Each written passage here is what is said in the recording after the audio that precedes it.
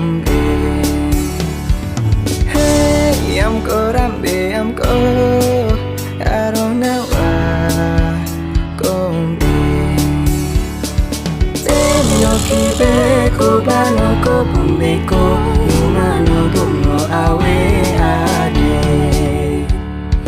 Tenyo kibe kubano ko bombe ko yumano bono awe ade.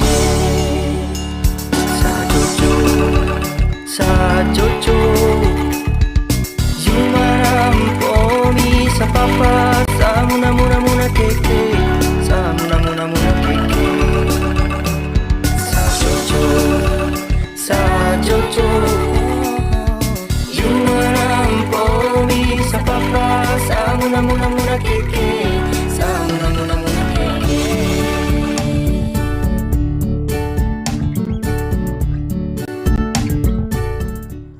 Assalamualaikum warahmatullahi wabarakatuh.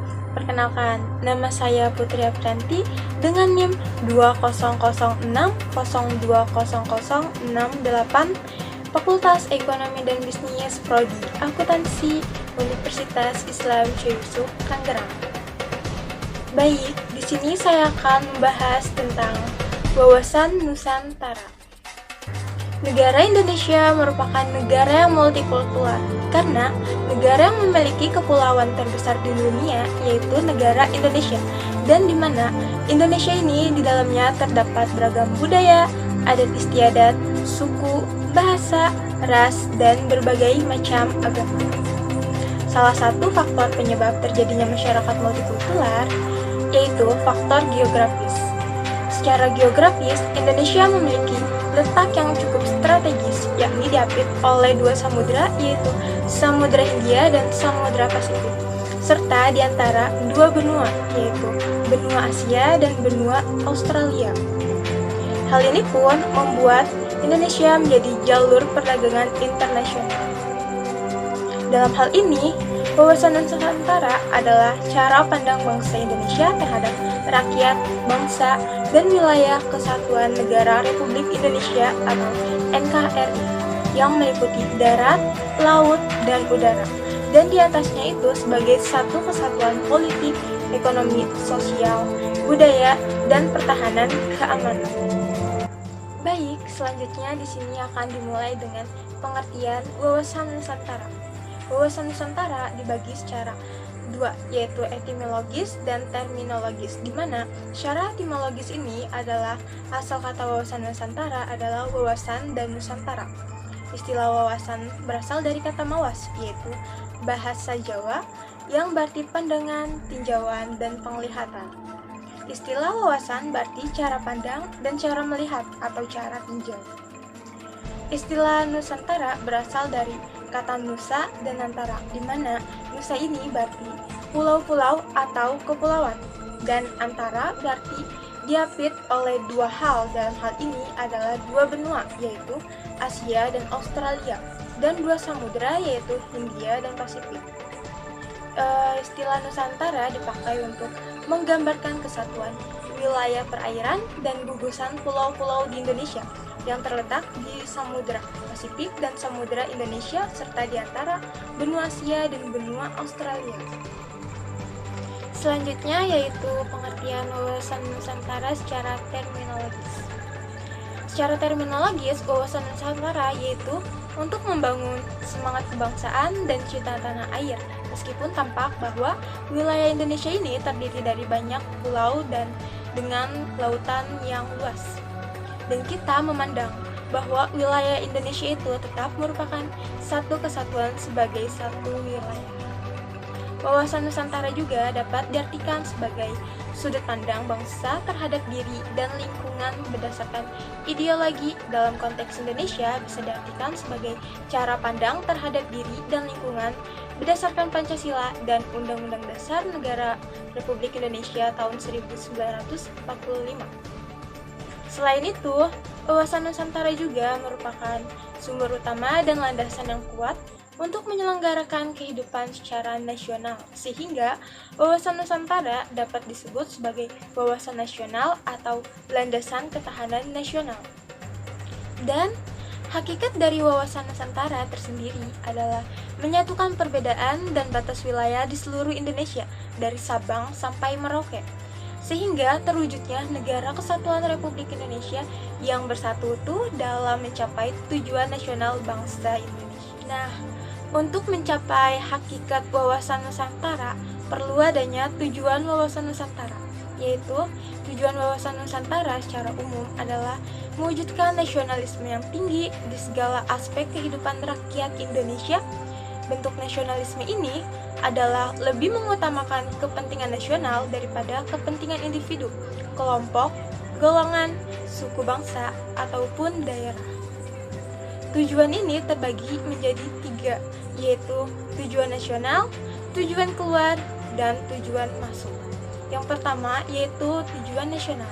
Tujuan wawasan Nusantara dalam pandangan nasional ini dapat dilihat dalam pembukaan Undang-Undang Dasar Negara Republik Indonesia tahun 1945 yang berbunyi, untuk melindungi segenap bangsa Indonesia dan seluruh tumpah darah Indonesia dan untuk memajukan kesejahteraan umum, mencerdaskan kehidupan bangsa dan ikut melaksanakan ketertiban dunia yang berdasarkan kemerdekaan, perdamaian abadi, dan keadilan sosial.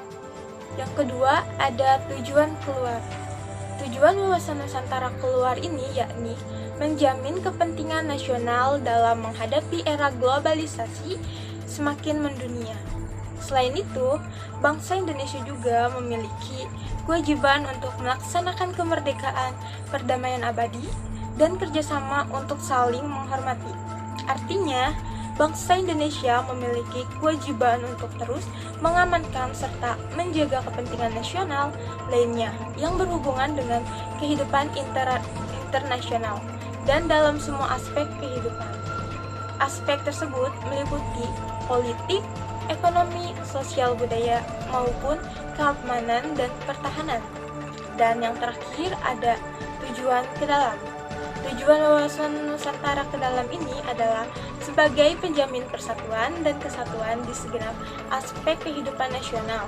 Aspek ini meliputi aspek ilmiah dan aspek sosial. Artinya, bangsa Indonesia memiliki kewajiban untuk terus meningkatkan kepekaan dan berusaha untuk mencegah serta mengatasi sedini mungkin faktor-faktor penyebab timbulnya disintegrasi bangsa. Bangsa Indonesia juga harus terus-menerus mengupayakan terjadinya persatuan dan kesatuan dalam kebinekaan tunggal ika. Nah, selanjutnya yaitu saya akan membahas tentang fungsi wawasan Nusantara. Fungsi wawasan Nusantara ini terbagi menjadi 4.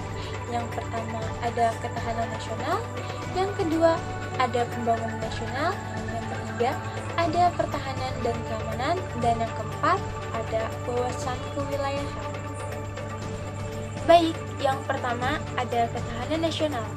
Fungsi wawasan Nusantara sebagai konsepsi ketahanan nasional adalah konsep dalam pembangunan, pertahanan keamanan, dan kewilayahan negara Indonesia.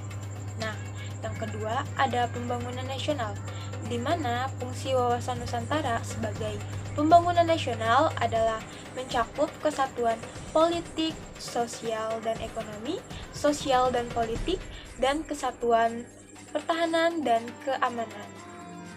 Yang ketiga, ada pertahanan dan keamanan. Fungsi wawasan Nusantara sebagai pertahanan dan keamanan adalah pandangan geopolitik Indonesia sebagai satu kesatuan pada seluruh wilayah dan segenap kekuatan negara Indonesia. Dan yang terakhir ada fungsi kewilayahan, di mana fungsi wawasan Nusantara sebagai wawasan kewilayahan adalah pembatas negara untuk menghindari adanya sengketa atau masalah-masalah antar negara tetangga. Baik, selanjutnya saya akan membahas tentang asas wawasan Nusantara. Asas wawasan Nusantara merupakan kaidah atau ketentuan dasar yang wajib dipatuhi, dilakukan, serta dijaga oleh seluruh elemen masyarakat, terutama yaitu elemen masyarakat Indonesia, agar terciptanya perdamaian serta keseimbangan di Indonesia. Secara keseluruhan, ada 6 asas wawasan Nusantara yang wajib kita pahami. Di antaranya yaitu pertama, ada tujuan dan kepentingan yang sama. Masyarakat Indonesia hendaknya mempunyai tujuan serta kepentingan yang sama. Sebagai contoh yaitu ketika seluruh rakyat Indonesia menginginkan kemerdekaan, serta masyarakat Indonesia pun berusaha untuk berjuang bersama-sama untuk mengusir para penjajah dari negara Indonesia. Yang kedua, ada keadilan, di mana seluruh elemen masyarakat mempunyai hak yang sama untuk mendapatkan keadilan dalam segala macam aspek kehidupan bernegara di Indonesia, baik keadilan secara hukum, ekonomi, politik, serta sosial. Dan yang ketiga, ada kejujuran. Kejujuran dalam berpikir serta bertindak menjadi sebuah asas wawasan Nusantara yang sangat penting. Berani dalam berpikir dan bertindak sesuai fakta serta kenyataan yang sesuai ketentuan wajib dilaksanakan demi terciptanya kemajuan untuk negara Indonesia. Dan keempat, yaitu ada solidaritas, di mana adanya sikap solidaritas ini menjadi sebuah bentuk kepedulian terhadap orang lain, mau untuk berbagi serta berkorban demi kepentingan yang lebih baik dan besar. Sikap solidaritas juga sudah selayaknya dijalankan oleh seluruh masyarakat Indonesia, dan tentunya tanpa menghilangkan ciri serta karakter di setiap budaya daerah. Yang kelima, ada kerjasama. Dengan adanya kesadaran akan tujuan serta kepentingan yang sama, maka dapat menimbulkan kerjasama serta koordinasi antar elemen masyarakat. Kerjasama ini serta koordinasi ini tersebut bisa dilaksanakan atas dasar kesetaraan agar terciptanya efektivitas untuk mencapai tujuan yang sama. Dan yang terakhir, ada solidaritas. Kesetiaan juga termasuk salah satu asas wawasan Nusantara yang menjadi tonggak utama untuk menciptakannya persatuan serta kesatuan suatu negara. Kesetiaan tersebut bisa diwujudkan dengan melaksanakan segala macam kegiatan sesuai aturan dengan tujuan demi kemajuan bangsa dan negara Indonesia. Dan yang terakhir di sini saya akan bahas tentang upaya dalam menjaga wawasan Nusantara. Kita sebagai sivitas akademik hendaknya harus bisa menjaga pemahaman serta implementasi wawasan Nusantara di setiap pendidikan, dan terutama juga untuk seluruh masyarakat Indonesia. Memang harus diwajibkan untuk mengimplementasikan wawasan Nusantara di lingkungan sekitar, agar terciptanya tujuan wawasan Nusantara, yaitu sebagai penjamin persatuan dan kesatuan di segenap aspek kehidupan nasional. Oleh karena itu, perlu adanya upaya dalam menjaga wawasan Nusantara. Nah, dalam upaya menjaga wawasan Nusantara ini terbagi menjadi 3. Dan yang pertama yaitu pendidikan formal. Pendidikan formal ini dalam pemahaman wawasan Nusantara bagi para sivitas akademik, yaitu setiap tingkat pendidikan harus menerapkan mata pelajaran dan mata kuliah bagi mahasiswa tentang pendidikan kewarganegaraan, yang dimana harus memperkenalkan terhadap semangat nasionalisme bagi para sivitas akademik, agar sosialisasi pendidikan formal ini menciptakan rasa kesadaran terhadap nasionalisme yang dapat diwujudkan dengan keikutsertaan dalam menjaga ekstensi negara kita dari ancaman negara-negara lain. Nah, yang kedua, pendidikan non-formal. Sosialisasi pemahaman wawasan Nusantara juga dapat dilakukan lewat pendidikan non-formal, di mana masyarakat juga harus dilibatkan dalam diklat pendidikan wawasan Nusantara kebangsaan dengan tujuan agar supaya terciptanya semua komponen warga negara Indonesia mengenal batas-batas wilayah laut, udara, dan darat yang ada di Indonesia. Semua ini dilakukan supaya perjuangan para pendiri negara yang telah berusaha mencapai batas-batas teritorial wilayah Indonesia dapat dipertahankan perjuangan oleh generasi sekarang ini. Karena di tangan generasi sekarang ini, negara Indonesia akan tetap eksis sepanjang masa. Kesadaran pemahaman wawasan Nusantara dapat menghilangkan rasa kedaerahan yang sering muncul dalam diri kita. Oleh karena itu, setelah kita mengenal bahwa seluruh wilayah yang ada di Indonesia ini adalah satu kesatuan, akan dapat memperkokoh semangat nasionalisme kita terhadap Negara Kesatuan Republik Indonesia. Oke, dan yang terakhir yaitu lewat media informasi. Sosialisasi pemahaman wawasan Nusantara ke seluruh lapisan masyarakat Indonesia yang tersebar dalam 32 provinsi dapat dilakukan melalui media massa atau elektronik. Oleh karenanya, peranan TV negeri maupun swasta sangat mendukung mensosialisasikan konsep wawasan Nusantara pada masyarakat. Dengan politik media dari berbagai negara lain di era globalisasi ini pun menjadi tantangan kita bersama agar supaya masyarakat kita tidak terpengaruh oleh media yang dapat menurunkan semangat nasionalisme. Melalui media ini, kita dapat memperkenalkan langsung tentang eksistensi negara kita. Namun, upaya ini belum merata di daerah-daerah yang sangat terisolir dengan sarana komunikasi yang terbatas. Untuk itu, pemerintah harus berupaya memfasilitasi sarana tersebut sehingga mempermudah jangkauan sosialisasi kita dalam mensosialisasikan wawasan Nusantara demi menciptakan masyarakat yang mampu mempertahankan integritas Negara Kesatuan Republik Indonesia. Nah, dengan melalui sosialisasi wawasan Nusantara ini dapat dipahami oleh masyarakat Indonesia. Dengan demikian dapat memperkuat semangat nasionalisme untuk saling menyadari bahwa kita sebetulnya berasal dari sejarah yang sama, nenek moyang yang sama yang telah menjadi satu komunitas negara yang akan mewujudkan harapan menuju kepada cita-cita menggapai masyarakat yang adil dan makmur, sebagaimana yang terdapat dalam rumusan pembukaan Undang-Undang Dasar Negara Republik Indonesia tahun 1945. Baik, cukup sekian dari saya.